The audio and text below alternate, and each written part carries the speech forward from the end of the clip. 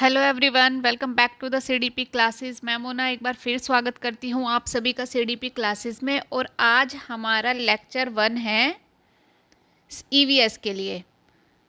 ये लेक्चर 1 है ईवीएस के लिए और टारगेटेड है कि 15 लेक्चर में maximum max to max 15 lecture में ईवीएस विद पेडागोजी हम लोग कवर कर लेंगे।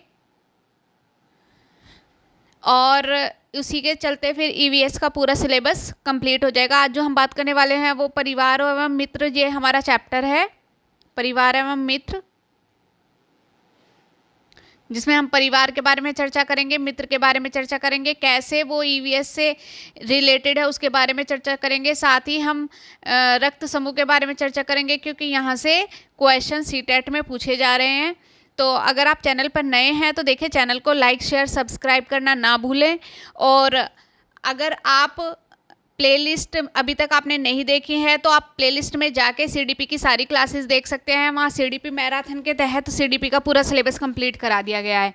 चलिए स्टार्ट करते हैं परिवार से। देखिए, परिवार के बारे में सबसे पहले बात करें तो फैमिली होती क्या है ये हमें जानना बहुत ज़रूरी है।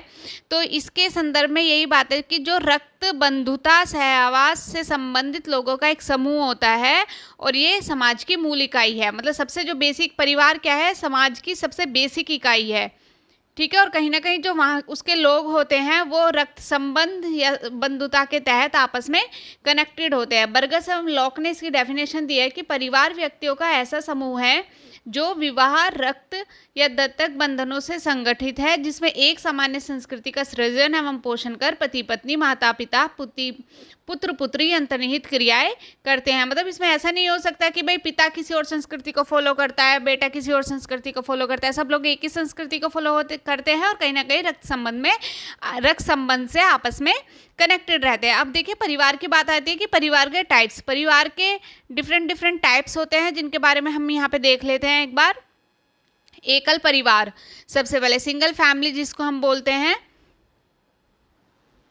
वह परिवार जिसमें पति पत्नी उनके अविवाहित बच्चे शामिल हो एकल परिवार कहलाता है। मतलब छोटा परिवार, सुखी परिवार, माता पिता उनके बच्चे, बस जिसमें जहाँ पे ये दोनों रहते हैं वहाँ पे कोई और पीढ़ी सरवाइव नहीं करती, तो वो एकल परिवार कहलाता है। संयुक्त परिवार क्या होता है कि जहाँ पे दोनों भाई, उनकी पत्नियां, उनके बच्चे, उनके माता पिता, या इस तरीके से जैसे पूरा परिवार रहता है, उनकी बहन, तो जब पूरा परिवार एक साथ रहता है जहाँ पर, यानी जहाँ 2 या मिनिमम 3 पीढ़ी हो, तो वो संयुक्त परिवार कहला सकता है। सिंगल पीढ़ी एकल परिवार, 2 या 2 से अधिक पीढ़ी संयुक्त परिवार। मातृस्थानीय परिवार क्या होता है, जहाँ परिवार की जो मुखिया होती है वो माँ होती है। इस परिवार में जोड़े की शादी के बाद महिला के परिवार के साथ उसके साथ रहते हैं। मतलब जो लड़का रहता है उसके परिवार वाले महिला के परिवार के साथ रहते हैं।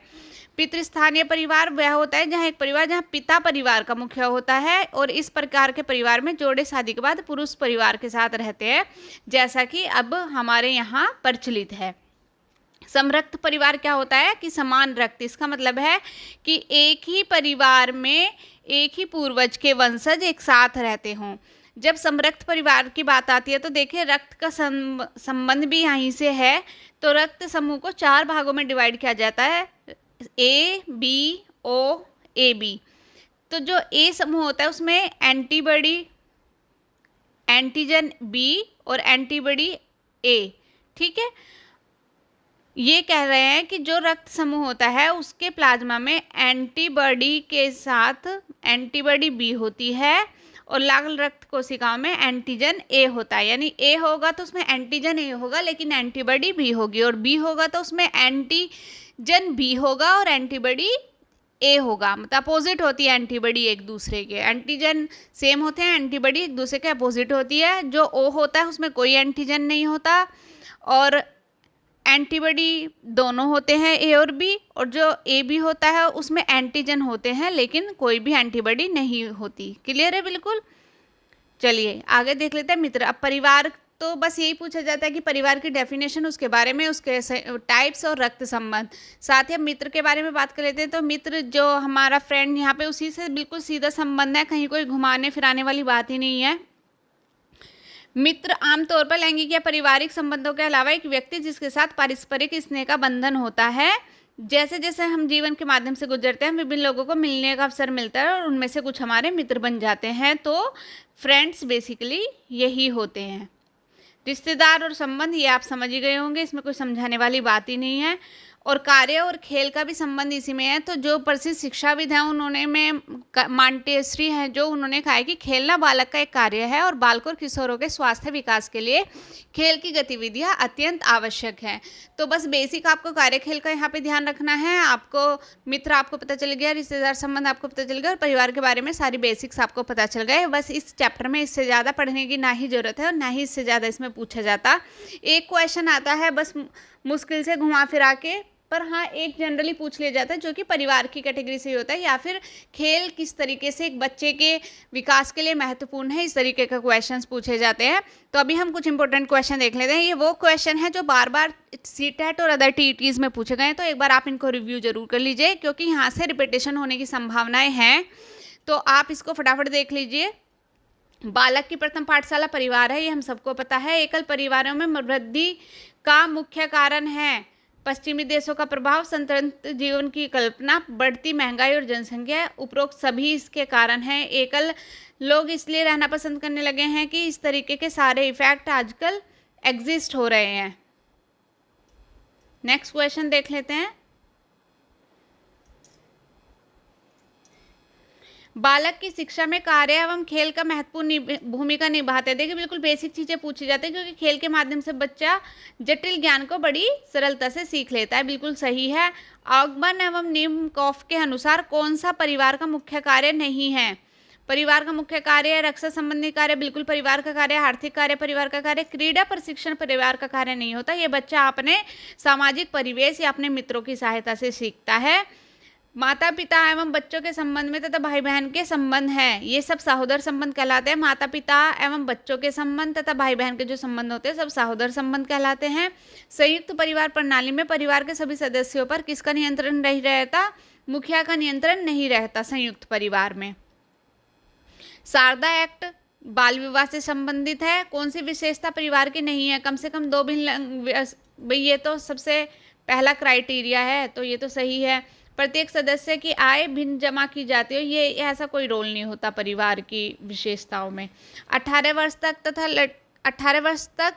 तथा लड़कियों, ये लड़कों की आयु यहाँ पे है, आप ऐड कर लीजिएगा, कुछ मिस हो गया है। लड़कों की आयु 18 वर्ष तक तथा लड़कियों की आयु 14 वर्ष तक तय की गई थी। सामाजिक बुराइयों का उदाहरण है। इसके चलते बाल विवाह को भी बढ़ावा मिला, बाल श्रम को भी और दहेज को भी। तो उपरोक्त सभी जो हैं इसके मेन कारण है, जिससे कि विवाह की आयु में चेंज कर दिया गया, जो कि लड़की की 18 और लड़के की 21 कर दी गई, और जिसको अब आगे भी बढ़ाने का प्रावधान किया जा रहा है, जिसमें लड़की की 21 और लड़के की 23 या 24 ऐसा करने का आगे मतलब सरकार सोच रही है। अब हम नेक्स्ट क्वेश्चन देख लेते हैं फटाफट। निम्नलिखित में से कौन सा कथन सही है? एकल परिवार में दहेज प्रथा सामान्य बात है, ऐसा कुछ नहीं है। एकल परिवार में बाल श्रम सामान्य बात है, ये भी सही नहीं है। दहेज तथा बाल श्रम सामाजिक बुराइयां हैं, ये बिल्कुल सही है। तो third one is the correct answer.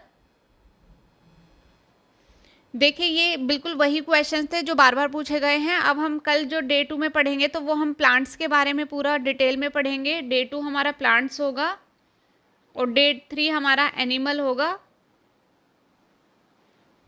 फिर उससे आगे के जो भी लेक्चर होंगे वो मैं आपको डे बाय डे इन्फॉर्म कर दिया करूँगी। और आपको जो सा भी लेक्चर देखना है तो आप टाइम पे अवेलेबल रहें और चैनल को लाइक शेयर सब्सक्राइब जरूर कर लें। नेक्स्ट वीडियो तक के लिए, नेक्स्ट लेक्चर तक के लिए इजाज़त दीजिए। धन्यवाद।